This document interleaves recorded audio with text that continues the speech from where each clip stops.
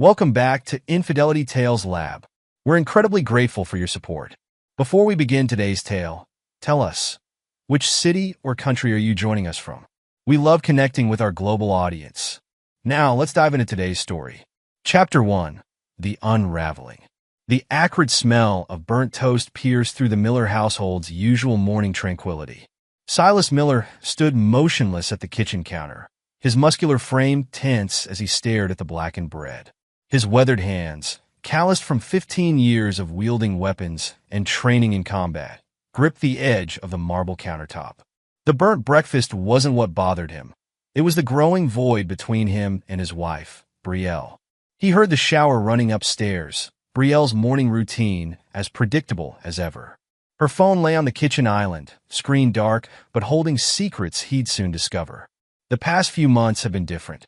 The warmth in her eyes had dimmed, replaced by a calculated distance that set off every warning bell in his combat-trained mind. Silas picked up his coffee mug, the black liquid inside as bitter as his thoughts. Their relationship had changed, morphed into something unrecognizable. He remembered their college days, him in criminology, her in fashion merchandising.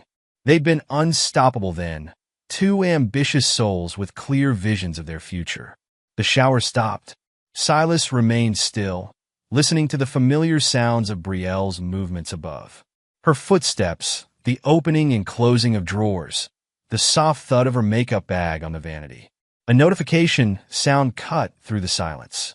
Brielle's phone screen lit up, and Silas's eyes caught the message preview. "Can't wait to see you tonight, my muscle god." The words burned into his retinas. His grip tightened on the mug, knuckles white with tension. The Marine in him kicked in immediately. Assess, analyze, plan. He set the mug down with deliberate control, though his insides churned with rage. Upstairs, Brielle hummed to herself, unaware of the storm brewing below. Silas heard her designer heels clicking on the hardwood, coming closer. He straightened his spine, years of military discipline masking his turmoil. Morning, Brielle breezed past him, her perfectly styled blonde hair bouncing with each step. She wore a crimson designer dress that hugged her curves, an outfit that cost more than most people's monthly salary. The scent of her expensive perfume lingered in the air. "Morning," Silas replied, his voice neutral. He watched as she moved around the kitchen, her actions precise and deliberate, avoiding his personal space as she had done for months now. "Burnt toast again," she commented, wrinkling her nose at the smell. "You should let me buy that fancy toaster I saw at Williams-Sonoma." Silas said nothing, observing how she barely glanced his way, how her shoulders tensed when he moved closer to pour more coffee. The woman before him was a stranger wearing his wife's face. "I'll be home late tonight," Brielle announced, typing something on her phone. "Big project at work. The boutique chain expansion?" Silas asked, knowing it was a lie. "Yes, exactly that." She grabbed her designer bag, still not meeting his eyes. "Don't wait up." As she walked toward the door, Silas spoke again, his voice carrying the authority that had commanded troops in combat zones. "Brielle." She paused, her hand on the doorknob. "Yes. Be careful out there. People aren't always what they seem." A flicker of uncertainty crossed her face before she covered it with a practiced smile. "Of course. Have a good day." The door closed behind her, and Silas stood alone in the kitchen. He pulled out his phone and dialed a number he hadn't used in years. "Matt? It's Silas. I need your help." Meanwhile, across town at the Iron Temple gym, Jax Thorne admired his reflection in the mirror as he performed his morning workout routine. His massive arms bulged with each curl, veins prominent under his tanned skin. At 32, he was at his physical peak, though the needles and vials hidden in his gym bag told the true story of his impressive physique. "Looking huge today, Jax," a young trainer called out as she passed by with a client. Jax flashed his trademark smile, the one that had graced numerous fitness magazine covers. "Always got to stay ready for the camera, sweetheart." He set down the weights and checked his phone, smirking at the message he'd sent earlier. Brielle Miller, his latest conquest. She was different from his usual type, more sophisticated, with a brain to match her beauty. The fact that she was married to a retired Marine only added to the thrill. The gym's owner approached, a clipboard in hand. Jax, got those new client consultations lined up for you today. Cancel them, Jax replied, wiping his face with a towel. Got a special appointment tonight. Again? That's the third time this week. Jax's expression darkened. You got a problem with how I handle my schedule? The owner backed off immediately, recognizing the dangerous glint in Jax's eyes. No problem. I'll get someone to cover for you. Alone again, Jax returned to admiring his reflection. His life was a carefully constructed image of success, built on a foundation of steroids, manipulation, and charm. The foster homes, the poverty, the rejection, all buried beneath layers of muscle and bravado. He grabbed his phone again, typing out another message to Brielle. Reservations at 8. Were something sexy? The response came quickly. Can't wait. Having trouble focusing at work thinking about you. Jax grinned, imagining her husband's face if he knew what was happening. The retired Marine probably thought he was still in control of his perfect little life. The thought made Jax laugh as he headed to the showers. The day crawled by for Silas. He spent it gathering intelligence, falling back on his military training. Matt had already begun digging into Jax's background, and the preliminary findings painted an interesting picture. Multiple assault charges. Matt's voice crackled through the phone. All dropped mysteriously. Guys got connections in the local scene. Keep digging, Silas instructed. I want everything: financials, associates, dirty secrets. Leave no stone unturned. You got it, brother. What are you planning? Silas's voice was cold. Justice. Evening arrived, and Silas watched Brielle prepare for her work meeting. She'd chosen a black dress that revealed more than it concealed, her makeup heavier than usual. Don't wait up, she repeated her earlier words, grabbing her keys. I won't, Silas replied, his tone making her pause for a moment before she hurried out. He waited 10 minutes before following her, his movements silent and precise. The training that had kept him alive in war zones now served a different purpose. He tracked her car through the city streets, maintaining a safe distance. The Italian restaurant she pulled up to was high-end, the kind of place that required reservations weeks in advance. Silas parked across the street, watching as she checked her reflection in her car's mirror before heading inside. Through the restaurant's large windows, he saw her approach a table where Jax waited. The man stood to greet her, his muscled frame dwarfing nearby diners. Their embrace lasted too long, their familiarity evident in every gesture. Silas's jaw clenched as he watched them together. Every laugh, touch, intimate glance was another betrayal. He observed them ordering wine, sharing appetizers, their heads close together as they spoke. His phone buzzed. Another message from Matt. Found something big. Steroid distribution ring. Your boy Jax is neck-deep in it. Silas texted back. Send everything you have. Inside the restaurant, Brielle leaned closer to Jax, her hand on his arm. I feel terrible lying to Silas. Why? Jax scoffed. Guy's living in the past. Probably still thinks he's some big-shot Marine. Meanwhile, his wife's with a real man. It's not that simple, Brielle protested weakly. We have history. History doesn't keep you warm at night, baby. Jax reached into his pocket. Speaking of which, he pulled out a small velvet box, sliding it across the table. Brielle's eyes widened as she opened it, revealing a diamond ring that made her wedding band look modest in comparison.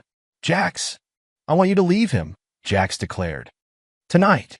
You deserve better than some washed-up soldier who can't even make toast without burning it. Tears welled in Brielle's eyes as she slipped the ring onto her right hand. It's beautiful, just like you. Jax's voice dropped lower. I'll take care of everything. The divorce, the money, all of it. Just say yes. Before Brielle could respond, a shadow fell over their table. They looked up to find Silas standing there, his presence commanding attention without a word spoken. Silas. Brielle's voice cracked with panic. What are you doing here? Jax stood up, his steroid-enhanced frame attempting to intimidate. Well, the cuckold finally figures it out. Silas's eyes never left Brielle's face. Is this what you've been doing? All those late nights at work? I can explain, Brielle stammered, her composure crumbling. No need, Silas's voice was terrifyingly calm. The ring explains everything. Jack stepped closer, his muscles flexing. Why don't you do yourself a favor and leave before things get ugly? Silas finally turned to look at him, and something in his eyes made Jax take a small step back. Funny, I was about to suggest the same thing to you. Listen here, you pathetic excuse for a man, Jax growled, reaching for Silas's shoulder. Walk away now, or leave in an ambulance. The move was lightning fast. Before Jax could blink, Silas had grabbed his wrist, twisted it at a painful angle, and delivered a devastating right hook to his jaw. The bigger man stumbled backward, crashing into the table. Brielle screamed as dishes shattered on the floor. Other diners jumped up, phones recording the scene. Jax tried to regain his footing, but Silas's boot connected with his ribs, dropping him to his knees. All those muscles, Silas spoke quietly, almost conversationally, and not one of them trained for actual combat. Security rushed forward, but Silas was already walking away. He paused beside Brielle, who sat frozen in her chair. Enjoy your dinner, he said, his voice devoid of emotion. I'll have my lawyer contact you tomorrow. As he walked out of the restaurant, leaving chaos in his wake, Silas's mind was already moving to the next phase of his plan. This wasn't over, not by a long shot. The Marine in him had awakened, and with it, a cold determination to make them both pay for their betrayal. Behind him, he could hear Brielle's sobs and Jax's cursing. The sounds meant nothing to him now. In war, you learn quickly that mercy to your enemies meant death. This wasn't a physical battlefield, but the principles remained the same. He pulled out his phone as he reached his car. Matt, time to release everything we found. Burn their world to the ground. Chapter 2, The Confrontation. The Italian restaurant's ambient lighting did little to soften the tension that crackled through the air. Silas Miller sat at a corner table, his military training evident in how he positioned himself. Back to the wall, clear view of all exits. He watched as his wife, Brielle, touched Jax's arm, her wedding ring catching the light mockingly. From his vantage point, Silas could see every detail of their intimate dinner. The way Brielle leaned in when Jax spoke, how her fingers lingered on his arm, the shared glances that spoke of secrets and betrayal. His anger simmered beneath a practiced calm, years of combat discipline keeping him focused. You were late today, my love, Jax's voice carried across the restaurant. Did the has-been of a husband bother you? Brielle's laugh, once a sound that had warmed Silas's heart, now cut like a knife. Oh, he has no clue, Jax. No idea at all. Silas's hand tightened around his water glass, but his face remained impassive. He watched as Jax reached into his pocket, producing a small velvet box. Brielle's excited squeal drew attention from nearby diners. I will buy your freedom, my love, Jax declared, his voice dripping with arrogance. But you have to do it now. He's just a waste of your talent and beauty, just a weakling, and I can't stand him for another second. The look of pure adoration on Brielle's face as she gazed at Jax made Silas's stomach turn. I will do it for you, Jax. You're the only one who understands me. Silas had seen enough. He stood, his movement deliberately slow and controlled. The distance between their tables seemed to shrink with each step. He noticed how Jax's hand possessively covered Brielle's, how the new ring gleamed on her finger. Brielle saw him first. The color drained from her face, her perfect makeup unable to hide her shock. Silas, what are you doing here? Jax turned, his steroid-enhanced physique tensing for confrontation. A sneer spread across his face as he sized up Silas. Well, seems the cuckold decided to show up. Why don't you do yourself a favor and leave?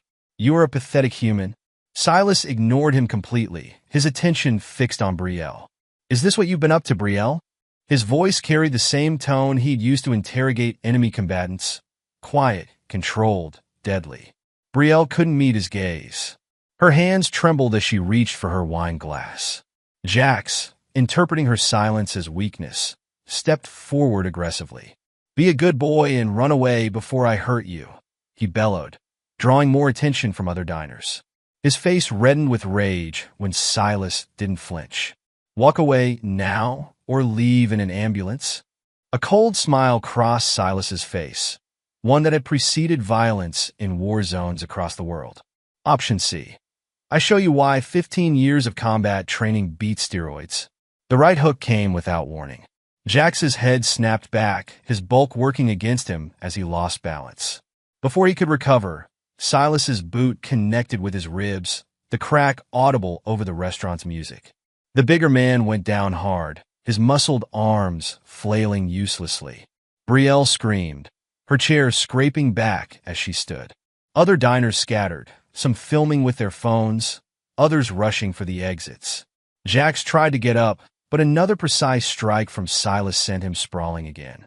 All that muscle, Silas observed clinically, and you can't even take a punch. Pathetic. Restaurant security finally arrived, but Silas was already backing away. He paused beside Brielle, who stood frozen between tables. You made your choice, he said quietly. Now you'll live with it. Outside, the night air carried the sounds of approaching sirens. Silas walked calmly to his car, his mind clear despite the adrenaline coursing through his system. He pulled out his phone, dialing a familiar number. Matt? It's done.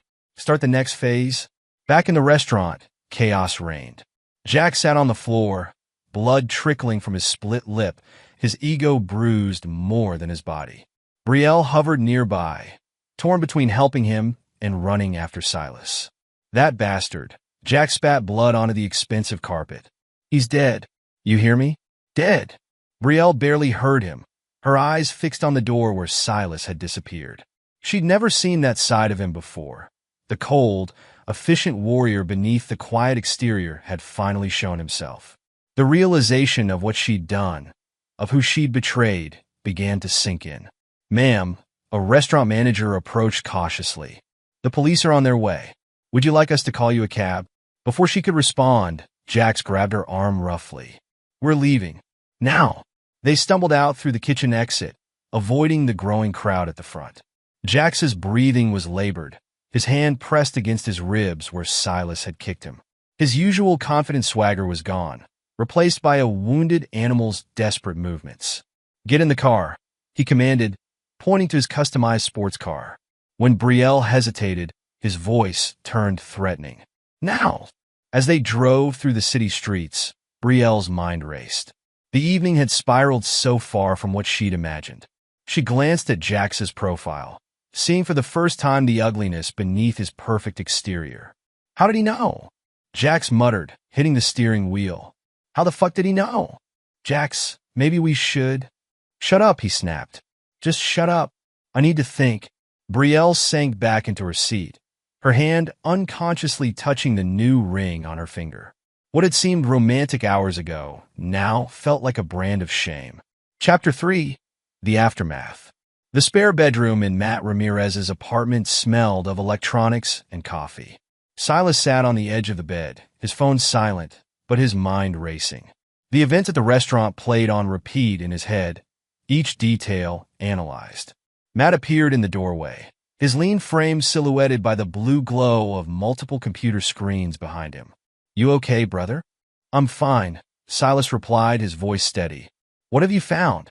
Matt moved to his workstation, pulling up multiple windows of information. Your boy Jax isn't just dealing steroids. He's part of a larger operation. Got connections to some serious players in the underground scene. Silas nodded, unsurprised.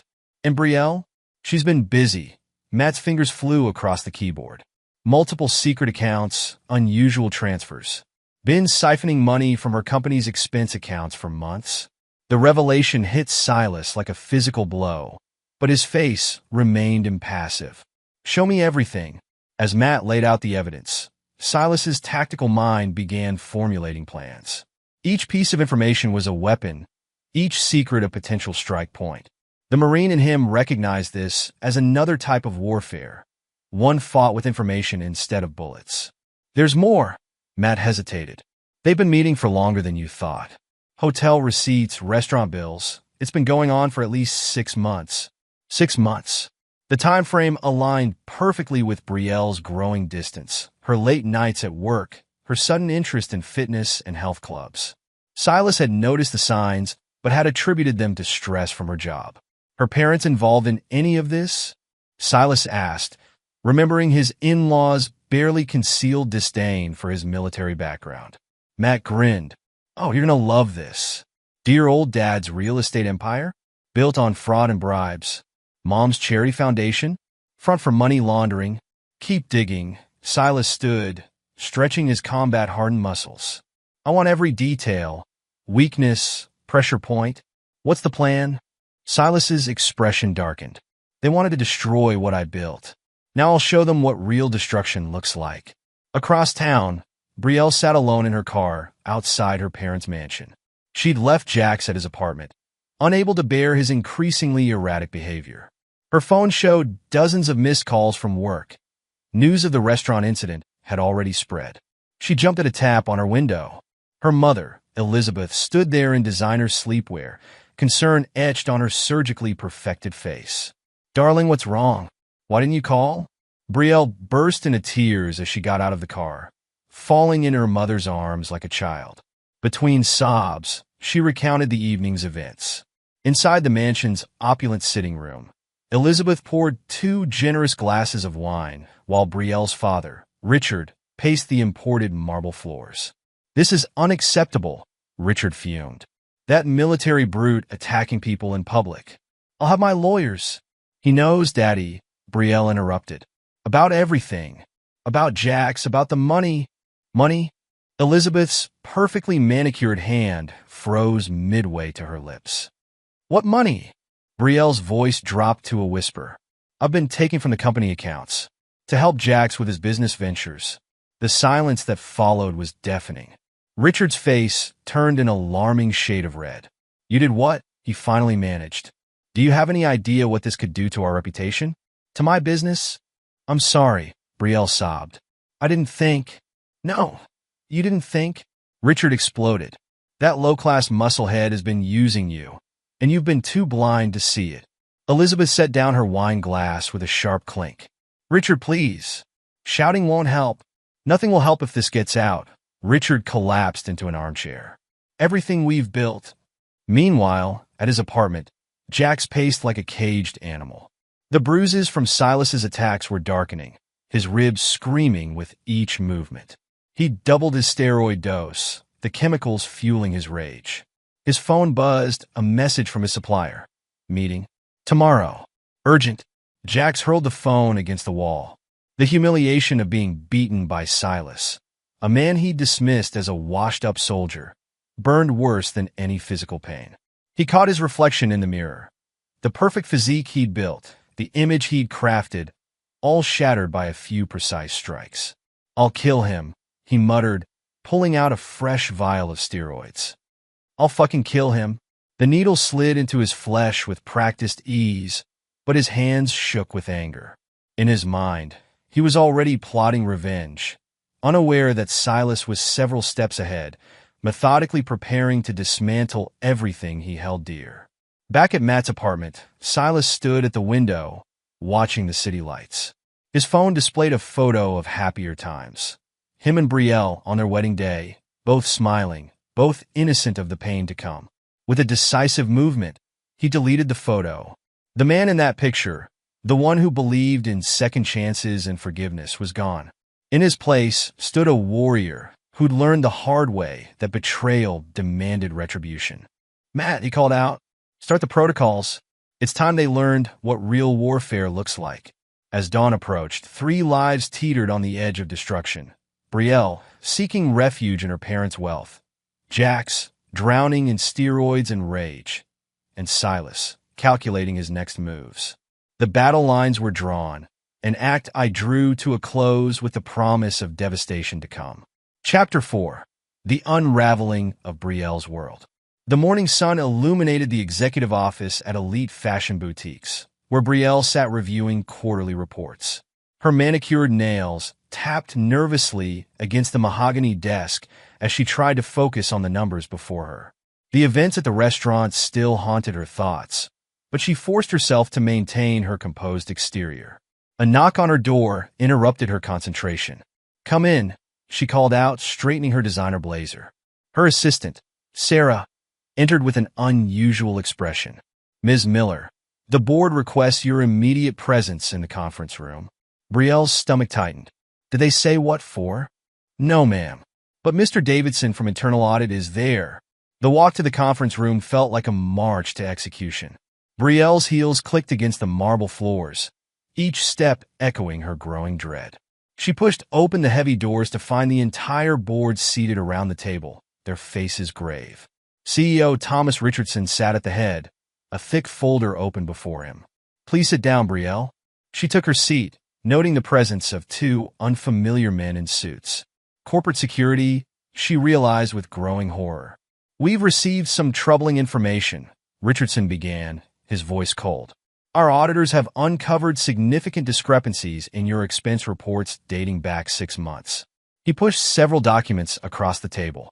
Brielle's blood ran cold as she recognized the transaction records. Hotel bills, restaurant charges, spa treatments, all carefully disguised as business expenses. Care to explain why the company paid for a weekend at the Grand Plaza Hotel when no business meetings were scheduled? Brielle's mind raced.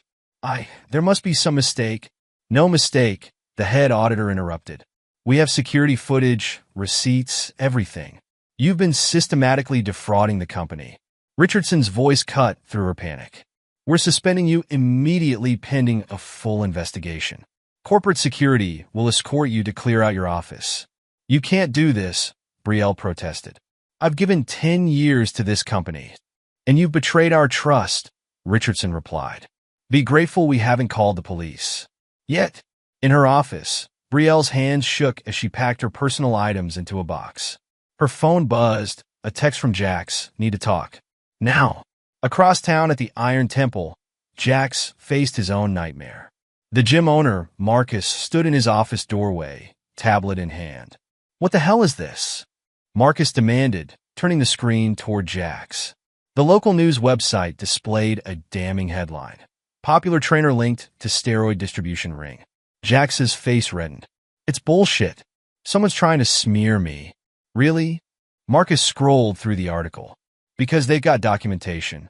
Police reports, witness statements, bank records. Hell, they even have photos of you making exchanges in the parking lot. Marcus, come on. We've been friends for years. No, we've been business partners. And now you're toxic. Marcus tossed a letter onto his desk. You're terminated, effective immediately. Clear out your locker and don't come back. Jax grabbed the letter, crumpling it in his fist. You can't do this to me. I built this place's reputation, and now you're destroying it. Get out before I call security. In the locker room, Jax punched his locker repeatedly, denting the metal. His phone kept buzzing. Sponsors canceling contracts, clients dropping his services, reporters requesting comments. His carefully constructed world crumbled around him. He yanked open his gym bag, pulling out a vial of steroids. His hands trembled as he prepared the injection, nearly doubling his usual dose. The familiar sting of the needle brought little comfort. This is him, he muttered. That fucking Marine. He's behind this. At Matt's apartment, Silas monitored the chaos through multiple computer screens. Matt's fingers flew across keyboards, orchestrating the systematic destruction of their targets' lives. Brielle's company took the bait, Matt reported. Board meeting lasted exactly 12 minutes before they suspended her. Silas nodded, his expression unchanged. And Jax? Local news ran the steroid story. His gym fired him, and I've got confirmation that 3 major sponsors have terminated his contracts. More will follow. Good. Silas stood, stretching his combat-hardened muscles. What about the surveillance? Matt switched screens, showing multiple camera feeds. Got eyes on both of them. Brielle's heading home. Jax is still at the gym, having what looks like a breakdown in the locker room. Keep watching. They'll try to contact each other soon. The prediction proved accurate. Within hours, Brielle's car pulled into the parking lot of Jax's apartment complex. She found him pacing his living room, steroid vials and syringes scattered across the coffee table. What's happening? She demanded. How did they find out about everything? Jax grabbed her arms roughly. Your husband. He's destroying us. Silas? But how could he? Wake up. Jax shook her. He's not just some dumb grunt. He's got help, resources. We need to hit back. Brielle pulled away, rubbing her arms where Jax's fingers had dug in. Hit back how? We've lost everything. Not everything. Jax's eyes held a dangerous gleam. I've got connections. People who can help us hurt him. Jax, no. Violence isn't the answer. He laughed, the sound harsh and unnatural. Violence is the only answer. Look what he's done to us. Back at Matt's apartment, Silas reviewed the surveillance footage. They're planning something stupid, he observed. Matt nodded. Want me to dig deeper into Jax's connections? No need. Let them make their move. It'll give us more ammunition. You sure that's wise? Jax is unstable, pumped full of steroids and rage. Silas's expression remained cold. Good. Unstable opponents make mistakes. And when they do, we'll be ready, Matt finished. The day wore on, and Brielle returned to her empty house. She walked through the rooms, noticing for the first time how many of the expensive items had been purchased with stolen money. Her phone kept ringing. Her parents, her friends, reporters. She ignored them all. In her closet, she ran her hands over designer dresses, each one now feeling like a noose around her neck. The ring Jax had given her sat heavy on her finger, no longer a symbol of freedom, but a mark of her downfall. She picked up a framed photo from her nightstand, her wedding day with Silas. They looked so happy, so in love. What had she done? How had she thrown it all away for someone like Jax? The phone rang again. This time she answered. Brielle? Her mother's voice was tight with anxiety. Have you seen the news? The company's filing charges against you. What? No, they said. It's all over the business pages. Darling, what have you done? Brielle sank on her bed, reality crushing down on her. Mom, I need help. We can't. Your father is furious. He says you've embarrassed the family. But I'm your daughter, and we have our own reputation to protect. I'm sorry, darling. You're on your own? The line went dead. Brielle stared at her phone, tears streaming down her face. In just 24 hours, her entire world had imploded. At a downtown bar, Jax met with a man named Victor, a former client with connections to less savory elements of society. You want to hurt this guy? Victor asked, nursing his whiskey. It'll cost you. Jax slammed his fist on the bar. I don't care about the cost. I want him to suffer. Careful, Victor warned. Your reputation's already in the gutter. You sure you want to add assault charges? Add whatever you want. That bastard needs to pay. Victor studied him for a moment. You're not thinking straight. The steroids are making you crazy. Are you helping me or not? Fine. But when this goes bad, and it will, don't say I didn't warn you. Throughout the city, the wheels of destruction continued turning. News outlets picked up the story of Brielle's corporate fraud. Social media exploded with speculation about Jax's steroid ring. Their carefully constructed facades crumbled piece by piece. And in the center of the storm, Silas watched and waited, knowing the worst was yet to come. He'd learned in combat that the most dangerous moment wasn't the initial attack. It was when a wounded enemy lashed out in desperation. Matt monitored their target's movements, noting patterns and vulnerabilities. They're both spiraling, he reported. Jax's steroid use has doubled. Brielle's burned through her savings, trying to maintain appearances. Good, Silas replied. Let them feel what it's like to lose everything. You're not worried they might do something desperate? Silas's expression remained unchanged. I'm counting on it. Chapter 5. The Escalation. The pounding on Matt's apartment door echoed through the hallway. Through the security camera feed, Silas observed Brielle standing outside, her designer outfit wrinkled, her makeup smeared with tears. Please, Silas, she called out. I know you're in there. We need to talk. Matt glanced at his friend. Want me to get rid of her? No, Silas stood. I'll handle this. He opened the door, but remained in the doorway, blocking her entrance. Brielle looked up at him, her composed facade cracking. What's happening? She pleaded. Why are you doing this? You know exactly why. Silas's voice carried no emotion. You made your choice, Brielle. Now face the consequences. I was confused. She reached for his arm, but he stepped back. He was exciting, different. But I never meant. Never meant what? Silas cut her off. Never meant to steal from your company? Never meant to humiliate me? Never meant to get caught? Tears streamed down her face. Please, they're pressing charges. My parents won't help. I have nowhere else to go. You have Jax, Silas reminded her coldly. Your muscle god who promised to buy your freedom. How's that working out? Silas, I'm sorry. I'll do anything. That's your problem, Brielle. You'll do anything for anyone who gives you attention. You're pathetic. The words hit her like physical blows. I was your wife. And now you're nothing to me? He stepped back inside. Goodbye, Brielle. The door closed with finality. Through the camera, they watched her collapse against the wall, sobbing. Matt whistled low. Harsh, brother. She deserves worse. Silas returned to the computers. Any movement from Jax? Yeah, about that. Matt pulled up a video feed. He's been meeting with some interesting people. The footage showed Jax in a dimly lit bar, talking intensely with a man Silas recognized. Victor Petrova, small-time criminal, thinks he's bigger than he is. They're planning something, Matt warned. Want me to dig deeper? No need. Let them come. As if on cue, the perimeter alarm blinked. Security cameras showed Jax approaching the building, his steroid-enhanced frame moving with barely contained rage. Right on schedule, Silas observed. Matt, go to the backup location. I'll handle this. You sure? Guys hopped up on enough steroids to kill a horse. Good. Makes him sloppy. Jax didn't bother with subtlety. He tried to kick in the door, only to find it reinforced. Security lights flooded the hallway, momentarily blinding him. Come out, you coward, he roared. Face me like a man. The door opened, revealing Silas standing calmly in the doorway. Breaking and entering now? Jax? Adding to your criminal record? Jax charged forward, swinging wildly. Silas stepped aside, letting momentum carry his attacker past him.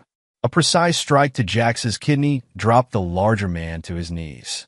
All that muscle, Silas commented, delivering another calculated blow. And you still fight like an amateur. I'll kill you.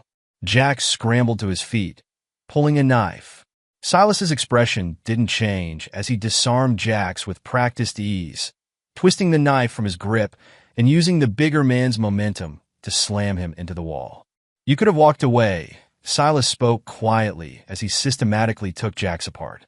Could have left town, started over. But you had to prove something. Each strike targeted weak points, joints, pressure points, areas where steroid use had made Jax vulnerable. The bigger man's rage made him predictable, his enhanced strength useless against Silas. Finally, Jax lay groaning on the floor, his face bloody, his ego shattered once again. Silas stood over him, as calm as when the fight began. Consider this your final warning, he stated. Come near me again, and they won't find your body. Police sirens wailed in the distance. Matt's doing, no doubt.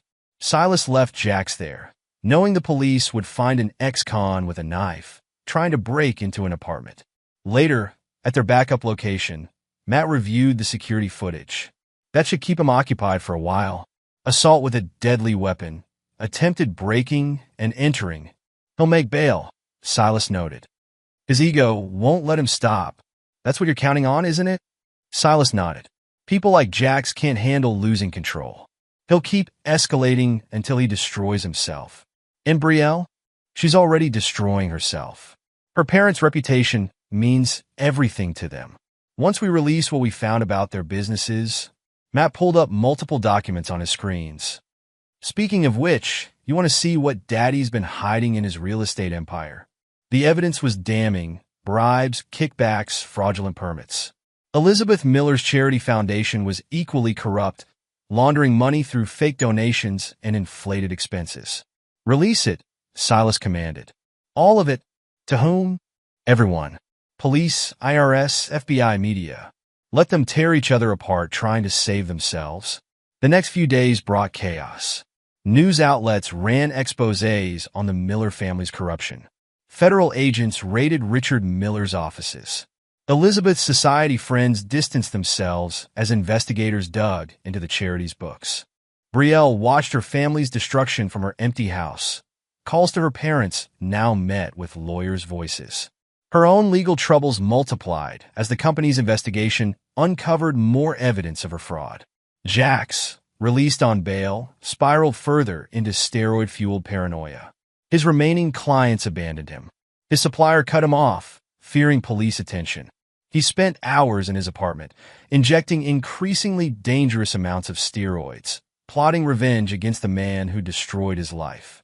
Neither of them realized they were merely puppets in Silas's greater plan. Each desperate action, each attempt to fight back, only provided more ammunition for their destruction. In the digital command center he'd established with Matt, Silas watched their worlds burn. The Marine in him recognized this as psychological warfare, breaking the enemies will to fight by destroying everything they valued. You know they'll snap eventually, Matt observed. People can only take so much pressure. I'm counting on it, Silas replied. Let them come, together or separately. Doesn't matter. And then they'll learn why you don't betray a Marine. The pieces were in place, the trap set. All that remained was to wait for his targets to make their final, fatal mistakes. Chapter 6. The Web Titans. Richard Miller paced his luxurious office, phone pressed to his ear as he barked orders at his lawyers. Stacks of documents covered his desk, financial records, bank statements, permit applications, each one a potential landmine in the federal investigation. I don't care what it costs, he snapped into the phone. Make this go away. A knock interrupted his tirade. His secretary stood in the doorway, face pale. Sir, the FBI is here. With warrants. Agents flooded the office, boxes in hand. The lead investigator approached his desk. Mr. Miller, step away from those documents. This is harassment. Richard blustered. I'll have your badges for this. Save it for your arraignment, the agent replied, signaling his team to begin gathering evidence. We have quite a paper trail on your activities. Across town, Elizabeth Miller faced her own crisis. The Charity Foundation's board had called an emergency meeting, and she sat surrounded by angry faces. The evidence is irrefutable, the board chairman stated. Millions in donations, redirected to personal accounts. Shell companies receiving consulting fees. What do you have to say for yourself? Elizabeth's carefully maintained composure cracked. I can explain.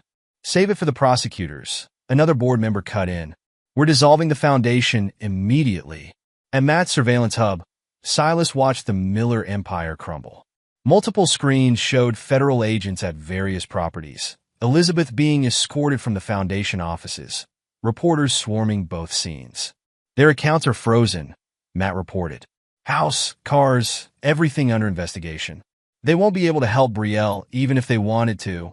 Speaking of Brielle, Silas nodded toward another screen, showing his wife's desperate face as reporters cornered her outside her lawyer's office. Ms. Miller, is it true you stole from your company to fund your affair? Did you know about your parents' illegal activities?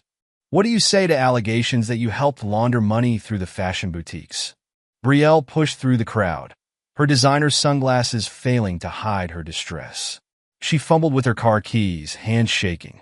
Her phone buzzed, Jack's calling again. She answered, desperate for any support. Have you seen the news? His voice was frantic, slurred. They're coming after all of us. Jax, please, I can't. Meet me. Now. We need to plan. Plan what? It's over. My career, my family. That bastard did this. Jax's voice rose to a shout. He's ruining everything. Meet me at my place in an hour. No excuses. At Jax's apartment, the scene was chaotic. Empty vials littered the coffee table, papers scattered across the floor. Jax paced manically, his skin flushed, veins bulging unnaturally. We have to strike back, he ranted as Brielle entered. Hit him where it hurts. How? Brielle collapsed onto his couch. He's taken everything. Not everything. Jax pulled out his phone, showing messages from Victor. My contacts are ready. We just need money. Brielle laughed bitterly. Money? My accounts are frozen. My parents are under investigation. I can't even pay my lawyer. What about jewelry? Designer stuff? Anything we can sell? She twisted her wedding ring, the only valuable piece she had left. The irony wasn't lost on her. Meanwhile, Silas and Matt monitored their desperate planning. Matt had planted bugs in Jax's apartment weeks ago, capturing every word. They're getting desperate, Matt observed. Jax's steroid use is making him unstable. He's dangerous. Good, Silas replied. The more unstable he becomes, the easier our next move will be. Which is, let them dig their own graves. The surveillance feed showed Jax grabbing Brielle's arm roughly. You're not backing out now. This is your fault too. You're hurting me. Hurting you? That Marine is destroying us. And you're worried about a little pain? Silas watched him passively as Jax's true nature emerged. The facade of charm stripped away, revealing the violent core beneath. Should we intervene? Matt asked as Jax's grip tightened on Brielle's arm. No, she chose this. Let her see exactly what she chose. Brielle wrenched free, backing toward the door. You're crazy. The steroids have made you insane. Don't you walk away from me. Jax lunged for her, but his steroid-impaired coordination made him stumble. She fled, leaving him raging in his apartment. Through the surveillance feed, they watched him destroy his own furniture in a drug-fueled rampage. His supplier cut him off, Matt reported. He's running low on steroids, mixing with other drugs. He'll snap soon. And Brielle? Another screen showed her in her car, makeup streaking with tears. She pulled into a hotel parking lot, the only place she could afford now. Running out of options, Matt noted. Her lawyers threatening to drop her case. Corporate fraud charges are pending. The fashion industry's blacklisted her. Increase the pressure, Silas commanded. Release the second wave of evidence to the media. Within hours, new headlines appeared. Fashion executives affair. Inside the corporate fraud scandal. Miller family corruption. A web of deceit. Steroid ring investigation widens. Celebrity trainer named Kingpin. Brielle's phone buzzed constantly. Journalists, former friends, debt collectors. Each call twisted the knife deeper. Her perfect world had shattered completely. Jax, spiraling in his drug-induced paranoia, made endless calls to his underworld contacts. But with his money gone and his reputation destroyed, even the criminals wanted nothing to do with him. From their command center, Silas and Matt watched the destruction unfold. Each desperate move by their targets only tightened the web around them. The police are building cases, Matt reported. Corporate fraud for Brielle. Drug distribution and assault for Jax. The feds have enough on her parents to put them away for years. Silas nodded, satisfaction cold in his eyes. This wasn't just revenge, it was justice served. He learned in combat that victory wasn't just about defeating your enemy. It was about making sure they could never rise to fight again. They'll make one last move, he predicted. Something desperate, something stupid, and we'll be ready? We've been ready since the beginning. The screens showed their targets' parallel descents. Brielle alone in a cheap hotel room, stripped of wealth and status. Jax in his ruined apartment, consumed by drugs and rage. Neither understanding they were merely pieces in Silas's greater strategy. The former Marine watched it all, his expression unchanging. In war, he'd learned that mercy to enemies was a weakness. In this private war, he would show no mercy. The web had tightened, and his targets were exactly where he wanted them. Desperate, isolated, and ready to make their final, fatal mistakes. Act 2 concluded with the stage set for their final destruction. Silas had systematically stripped away everything they valued. Wealth, status, reputation, family, hope. All that remained was to watch them destroy themselves in their desperate attempt to strike back at the man who'd orchestrated their downfall. Chapter 7. The Brink. Brielle sat alone in her cheap motel room, staring at her reflection in the spotted mirror. Her designer clothes hung loose on her frame, her perfectly maintained appearance now a ghost of its former self. The TV droned in the background, another news report about her family's corruption scandal. Her phone lay silent on the bed. No calls, no messages. Her social circle had evaporated the moment her disgrace became public. Even her emergency credit cards had been declined, the accounts frozen by federal investigators. A knock at her door made her jump. The motel manager stood outside, his expression unsympathetic. "Rent's due, Ms. Miller. Card was declined again. I just need one more day," she pleaded. "I'm expecting some money." "That's what you said yesterday. Out by noon, or I call the police." She closed the door, sliding down against it. Her hand brushed against her designer handbag, worth thousands when she bought it, now worthless at the pawn shop she'd visited yesterday. Her phone suddenly buzzed. Jax's number. She answered, desperate for any connection. Where the fuck have you been? His voice was slurred, aggressive. I've been calling for hours. Jax, I can't. I'm being kicked out of the motel. I need help. Help? He laughed, the sound unhinged. We're way past help, baby. That Marine bastard's destroyed everything. But I've got a plan. What plan? There's nothing left to. Meet me at Victor's place. 1 hour. Don't be late. The line went dead. Brielle stared at her phone, dread pooling in her stomach. She'd seen the changes in Jax over the past weeks. The increased steroid use, the paranoia, the violent outbursts. Across town, Jax paced Victor's cramped apartment, his massive frame making the space feel smaller. Empty vials and needles littered the coffee table. You're using too much, Victor warned, watching Jax prepare another injection. That much juice will fry your brain. Shut up.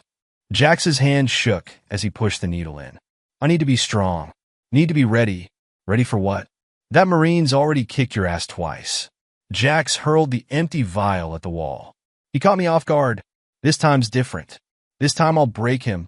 How? Guys always 10 steps ahead. Look what he did to your life, to the girl's family. We grab his friend.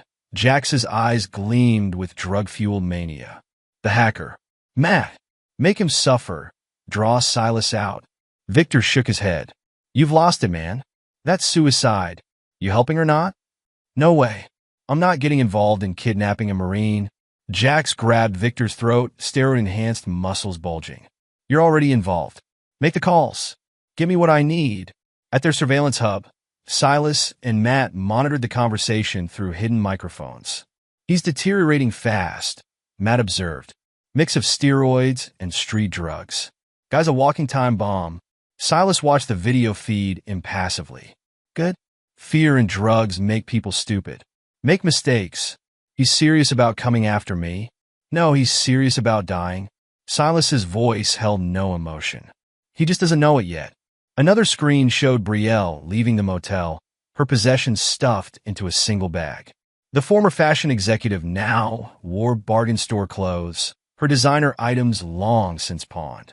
She's heading to Victor's, Matt reported. Want me to interfere with her rideshare? No. Let them meet. Let them plan. The more desperate they become, the easier our final move will be.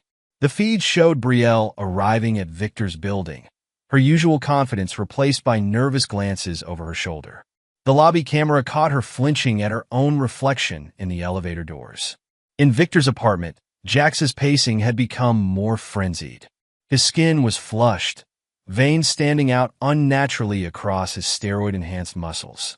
Finally, he grabbed Brielle's arm as she entered, yanking her inside. What took you so long? Jax, you're hurting me. She tried to pull away, seeing the wild look in his eyes. What's wrong with you? Wrong with me? He laughed manically. Everything's wrong. That bastard took everything. My career, my sponsors, my life. Victor watched from the corner, shaking his head. Man, you need to chill. You're spiraling. Shut up. Jax rounded on him. You're either with us or against us. Choose now. Brielle saw the needles on the table, the empty vials. Jax, you're not thinking straight. The drugs. I'm thinking clearer than ever. He pulled her close, his grip bruising. We're going to make him pay. All of us. Together. How? Brielle's voice shook. He's destroyed everything. My family's under investigation. My accounts are frozen. We take what matters to him. Jax's eyes held a dangerous gleam. His friend Matt.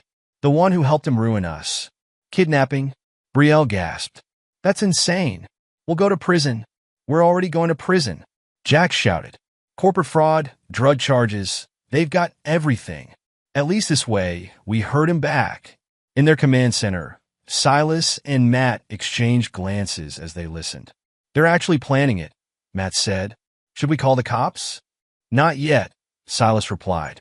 Let them dig deeper. I want everything on record. The surveillance feed showed Jax laying out his plan. Incoherent, drug-fueled ravings about revenge and justice.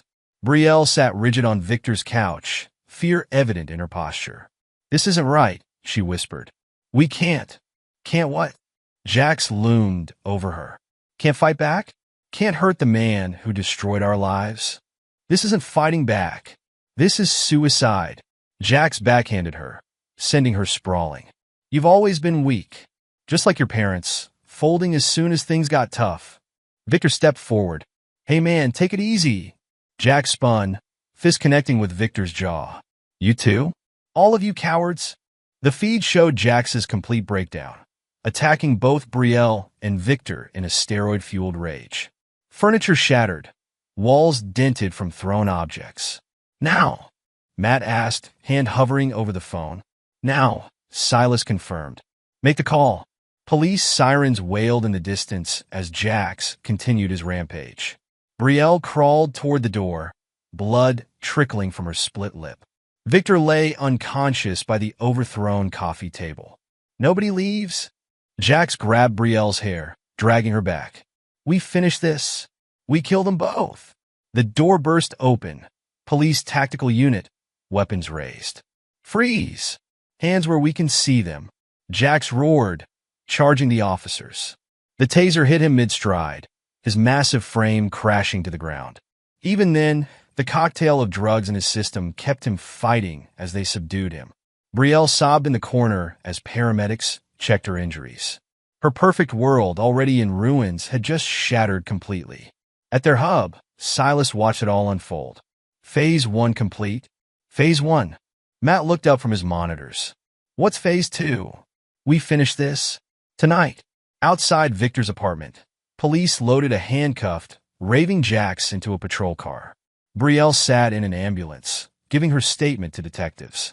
Neither of them realized they were still just pieces in Silas's greater plan. The former Marine stood from his monitoring station, checking his weapon with practiced efficiency. Time to end this game. Chapter 8, The Showdown. The abandoned warehouse loomed against the night sky, its empty windows like vacant eyes. Silas moved through the darkness with practiced silence, each step calculated, each position carefully chosen. Matt's voice crackled in his earpiece. Targets approaching from the south.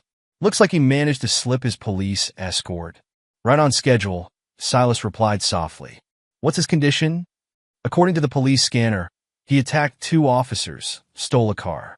He's armed, grabbed one of their sidearms in the struggle. Perfect. The warehouse had been Silas's choice.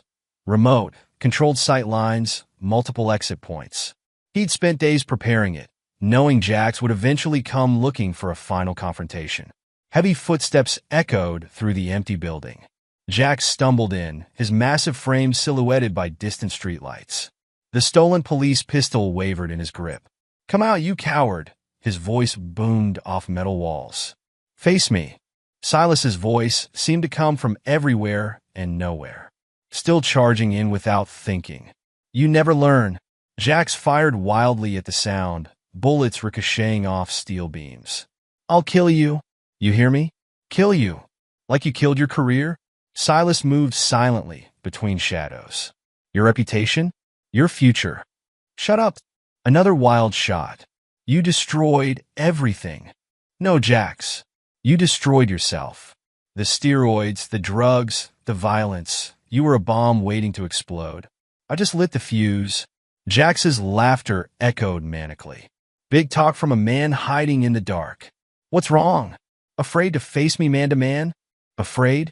Silas emerged into a shaft of light, standing calmly as Jax whirled to face him. I've faced real warriors in real combat. You're just a gym rat with delusions of adequacy. Jax roared, charging forward with the gun raised. Silas moved like liquid, deflecting the weapon and striking precise points on Jax's steroid-enhanced frame. The bigger man staggered, his drug-addled coordination no match for Silas's trained reflexes. Too slow, Silas commented, delivering another precise strike. Too predictable. I'll show you predictable. Jax swung wildly, his massive fist whooshing through empty air as Silas ducked under it. All that muscle, another strike, all those steroids, a precise blow to the kidney, and you still fight like an amateur. Jax stumbled, his breathing ragged. The cocktail of drugs in his system was taking its toll, his movements becoming more erratic. Stand still and fight, he screamed, firing the gun again.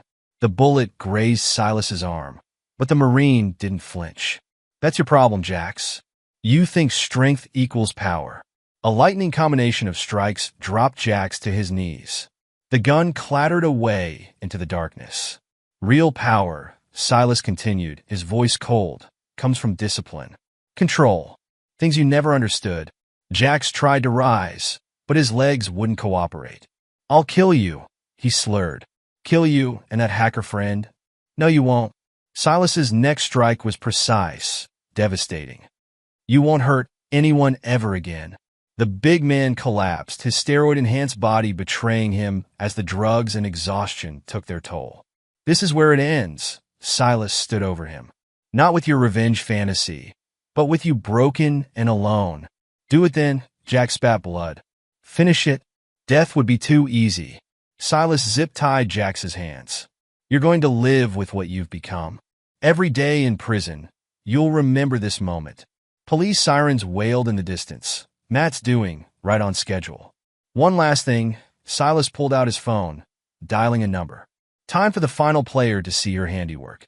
Brielle arrived 20 minutes later, escorted by police after Silas's anonymous tip. She found Jax unconscious, battered, his massive frame looking somehow smaller in defeat. Oh God, she whispered, backing away. What have we done? Silas emerged from the shadows. You chose this, Brielle. Both of you. Now live with it. She turned to him, tears streaming down her face. Silas, please. Save it. His voice could have frozen fire. The police have everything, the kidnapping plan, the assault, all of it. Enjoy prison, both of you. He walked away as police flooded the warehouse, leaving his wife and her lover to face the consequences of their choices. In his ear, Matt's voice reported movement of police units, federal agents, news vans, all arriving to document the final fall of Brielle Miller and Jax Thorne. The game was over. Justice, cold and complete, had been served. Chapter 9, The Price of Betrayal. In the aftermath, Silas stood in his new apartment, watching multiple news channels cover the story. Brielle's booking photo showed her broken, stripped of makeup and designer clothes. Jax's mug shot displayed the wreck he'd become, his steroid-enhanced physique already beginning to fade in custody. They're not getting bail, Matt reported from his computer station. DA's using our evidence to charge them with conspiracy, attempted kidnapping, assault, drug trafficking. The whole list. And her parents? Feds seized everything. They're looking at decades for the financial crimes alone. Silas nodded, satisfaction cold in his chest.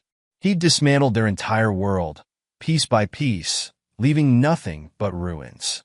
The news showed Brielle being led into court, reporters shouting questions. Ms. Miller, did you help plan the kidnapping? Was this revenge for your company firing you? What do you say to allegations of corporate fraud?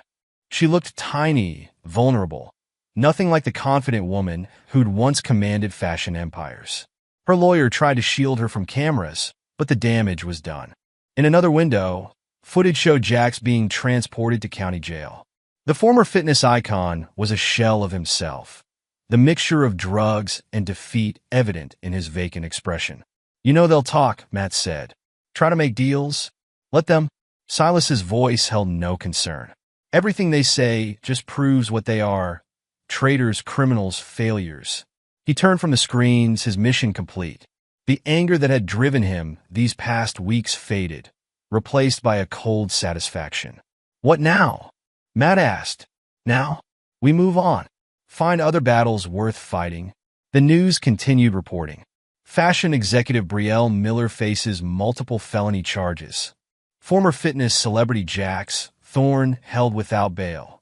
Miller family empire crumbles amid federal investigation. Each headline was another nail in their coffin, another victory in Silas's campaign of destruction. He'd achieved what he set out to do. Not just revenge, but complete annihilation of those who'd betrayed him. The Marine in him recognized this as a successful operation. The objective had been achieved, the targets neutralized, all without compromising his own position. You know, Matt observed, some might say this was excessive. Some haven't been betrayed by those they trusted most. Silas checked his weapon one last time before storing it. They chose their path. I just made sure they reached the end of it. The screen showed Brielle's parents in court, their empire in ruins, their reputation destroyed. The fashion company had filed additional charges, ensuring their former executive would never work in the industry again. Jax's fitness empire had crumbled completely. His supplements pulled from shelves, his training certificates revoked, his steroid suppliers rounded up in federal raids. He faced decades in prison, his body already showing signs of withdrawal. This was justice, cold, complete, and unforgiving. Silas had emerged stronger, while those who'd wronged him lost everything. No regrets? Matt asked quietly. None, Silas replied. They declared war the moment they chose betrayal. I just fought better than they did. The sun set on the city as news channels continued reporting the fallout. Silas watched the coverage with detachment, knowing his mission was complete. In the county jail, Brielle sat in her cell, the reality of her new life crushing down on her. Her designer clothes replaced by an orange jumpsuit, her manicured nails now brittle and broken. The other inmates whispered about her, the socialite who'd fallen so far. Miller, visitor, the guard's voice echoed through the block. Her lawyer sat across the glass partition, his expression grim. They're offering a deal. 20 years if you testify against your parents and Jax. 20 years, her voice cracked. But I didn't. You helped plan a kidnapping, Mrs. Miller. That's after the corporate fraud, the money laundering through your parents' foundation. Take the deal. It's the best you'll get. In another part of the facility, Jax slumped in the medical ward. His body, deprived of steroids, had begun to shrink. Withdrawal symptoms left him shaking, vulnerable, everything he'd feared becoming. The DA wants to make an example of you, his court-appointed lawyer explained. Steroid distribution, assault, conspiracy to kidnap. They're pushing for maximum sentences. Jax stared at his trembling hands. That bastard. He planned all of this? Focus, Mr. Thorne. You're looking at 40 years unless you cooperate. Meanwhile, at their new operational base, Silas and Matt began planning their next mission. The skills they'd honed destroying Brielle and Jax could serve a greater purpose. Got an interesting case, Matt said, pulling up files. Corporate whistleblower being threatened. Could use our help. Silas studied the information. Sounds worth investigating. You sure you're ready? After everything, the past is done. We leave it buried with them. The news played one final update. Brielle's tearful courtroom confession, Jax being led away in chains, the Miller family empire being dismantled piece by piece. Silas watched without emotion, knowing his vengeance was complete. He'd emerged from betrayal not broken, but harder, stronger, more focused. The naive man who trusted too easily was gone, replaced by someone who understood the true cost of disloyalty. They never understood what they were dealing with, Matt observed. No, Silas agreed. They thought I was just another victim to use and discard. They learned differently. The screen showed Brielle's parents being led into federal court, their assets seized, their empire destroyed. Everything they'd built through corruption now served as evidence against them. Jax's former gym had been sold, his name stripped from the building. His supplements were recalled, his training certificates revoked. The fitness icon had fallen, never to rise again. And Brielle, once the fashion executive, the socialite, the unfaithful wife, now faced decades behind bars. Her betrayal had cost her everything. Family, freedom, future. This was justice as Silas saw it. Not swift, not merciful, but complete and irrevocable.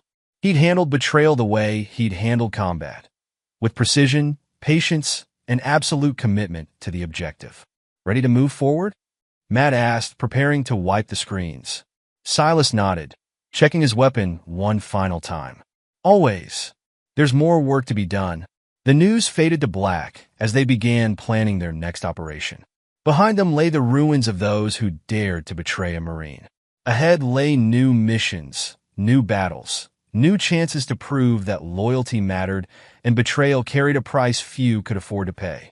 Silas Miller had changed, transformed by betrayal into something harder, more dangerous. But he'd found his path, his purpose. In the end, that was all that mattered. The story concluded not with forgiveness or redemption, but with justice served cold. a testament to the price of betrayal and the power of a warrior who refused to be victimized.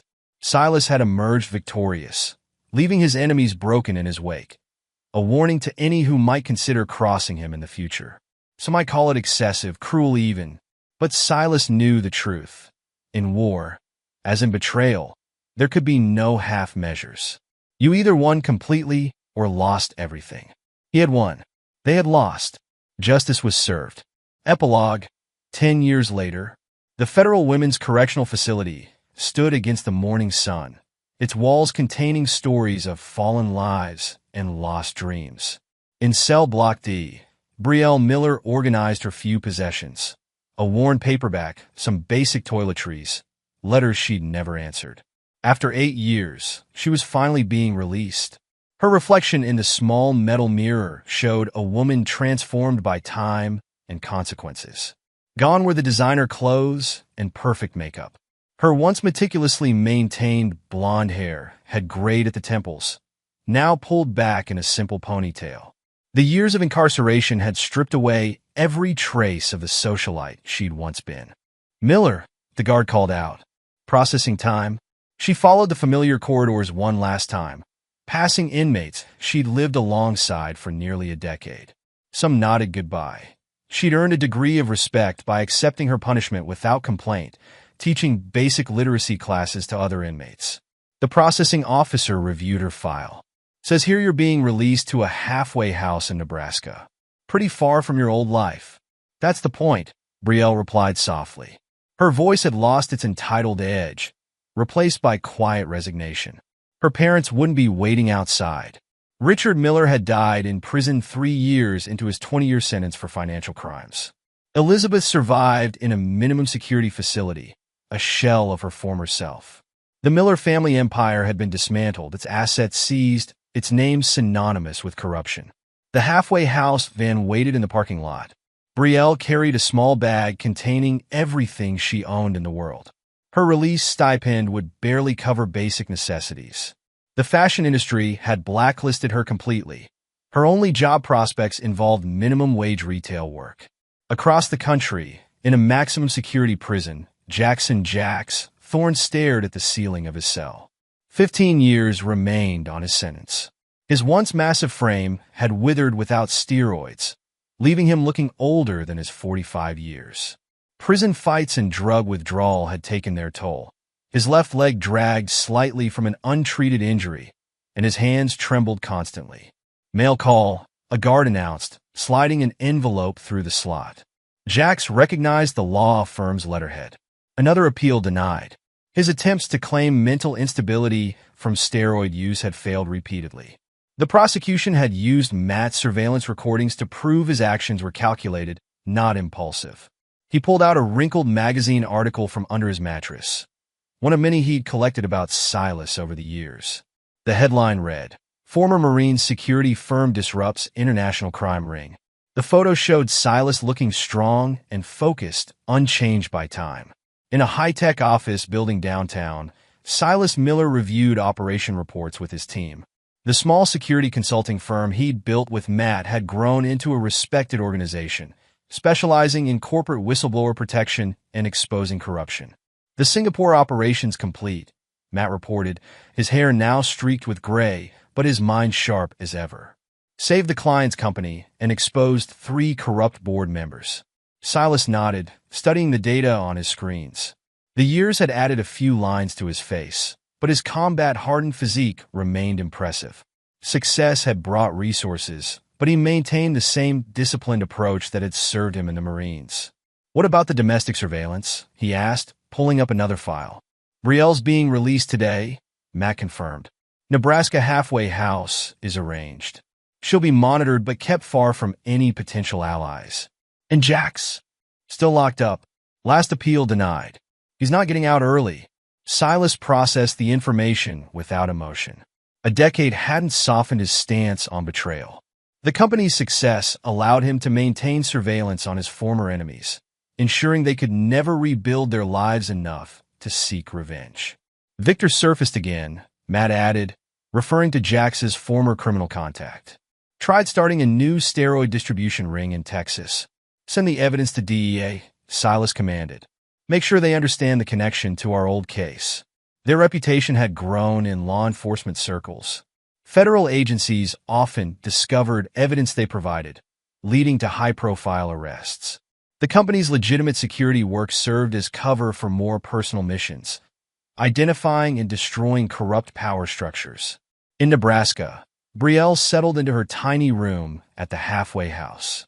The other residents were mostly drug offenders and nonviolent criminals.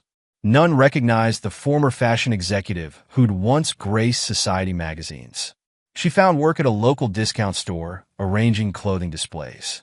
Sometimes, watching customers browse cheap polyester blends, she remembered commanding million-dollar fashion budgets. Those memories felt like scenes from someone else's life. Her parole conditions prevented contact with anyone from her past life. She couldn't return to the city where she'd once reigned as a socialite. Her only updates came from rare news articles. Her mother's failed appeal, the final liquidation of her father's companies, Jax's deteriorating health in prison. At his desk, Silas reviewed a surveillance photo of Brielle at work. She looked older, humbled, completely stripped of pretense. The image joined others in a secure file, periodic confirmations that justice remained served. Still keeping tabs? Matt asked, noting the open file. Always. Silas's voice held no emotion. Success doesn't mean letting your guard down. The company had expanded internationally, with offices in major cities. Their reputation attracted high-profile clients. Corporations needing protection from internal corruption, whistleblowers facing retaliation, victims of powerful enemies. Each mission followed the template Silas had perfected in his personal vendetta. Gather intelligence, identify vulnerabilities, dismantle support structures, deliver precise strikes. His military background combined with Matt's technical expertise made them practically unstoppable. Some clients questioned their method's intensity. Silas never apologized for thoroughness. He'd learned from experience that half measures left room for enemies to recover and retaliate. In her halfway house room, Brielle wrote in her journal, part of her mandated therapy. She documented her fall from grace, acknowledged her crimes, explored her motivations. The therapist said writing helped process trauma, but some wounds went too deep for words. She tried contacting her mother once, early in her sentence. The reply came from lawyers. Elizabeth blamed Brielle for destroying the family, wanted no further communication. The rejection hurt less than expected. Prison had taught her about real loyalty, real friendship, real consequences.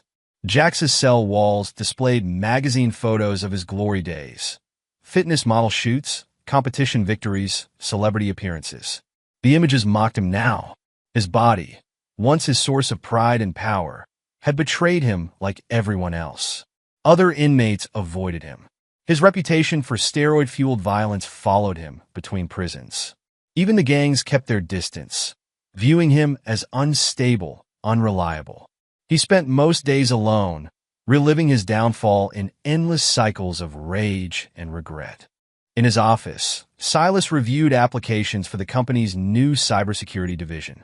The business's growth allowed him to help fellow veterans, providing jobs and purpose to those struggling with civilian life. Remember that kid from 3rd Battalion? Matt asked, indicating a particular application.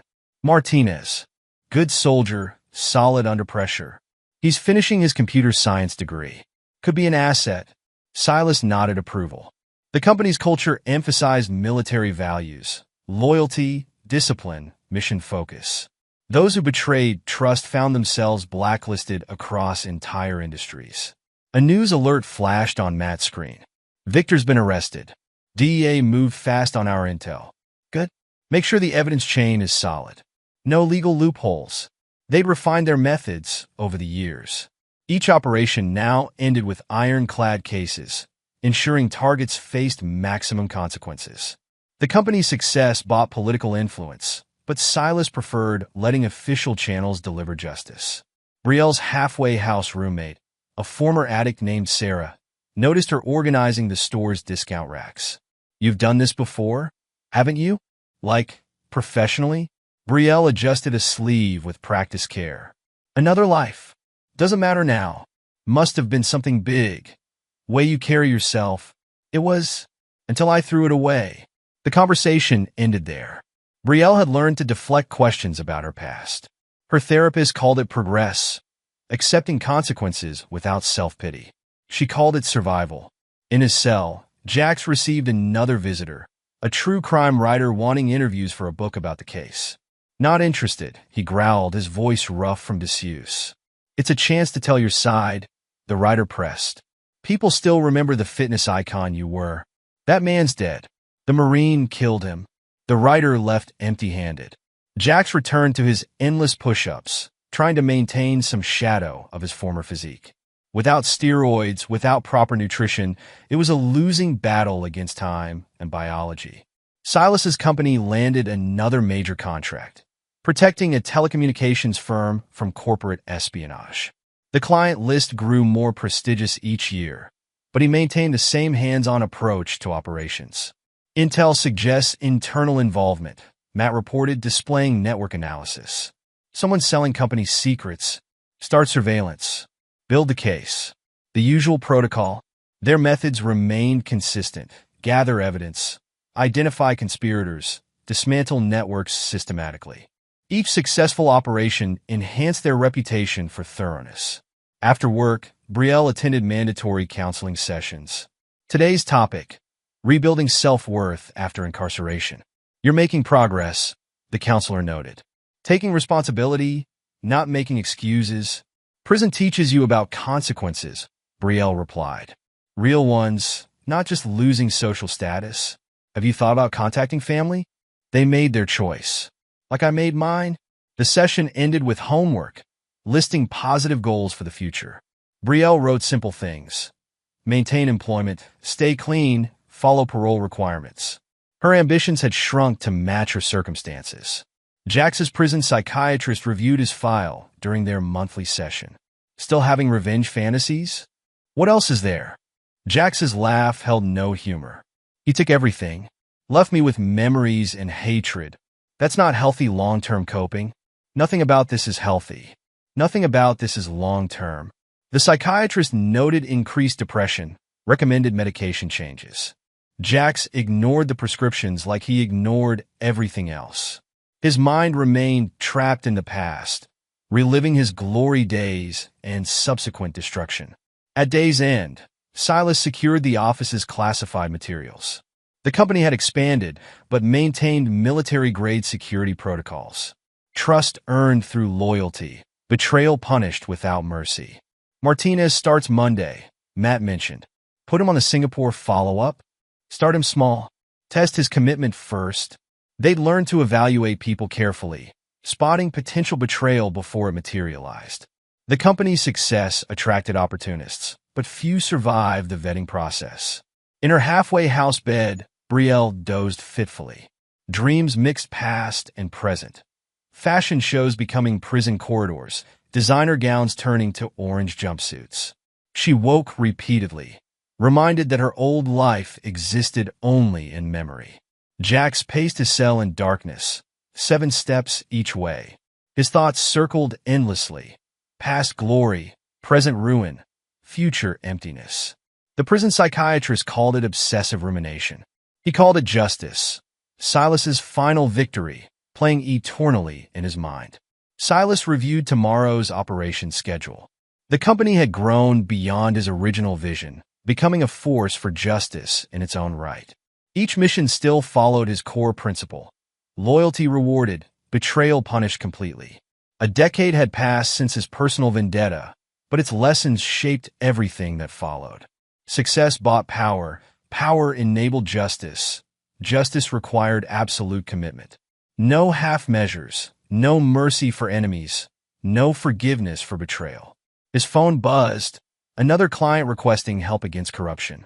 He studied the details with professional detachment, already plotting strategy.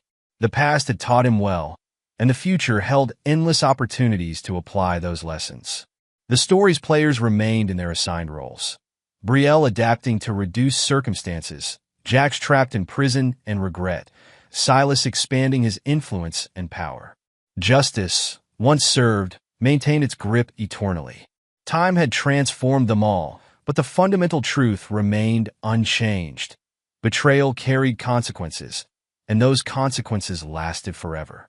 Silas had made sure of that, and his growing success ensured he could maintain that truth indefinitely. The epilogue ended as it began: Brielle in exile, Jax in prison, Silas in power. A decade's passage hadn't altered the essential outcome. Justice, served cold, remained preserved in ice, unchanging and eternal. And there you have it. Another story comes to an end. What did you think? I'd love to hear your thoughts in the comments below. If you enjoy this story, consider joining our community by subscribing. It means the world to us. For more stories like this one, check out the recommended videos on screen. And I'll see you there.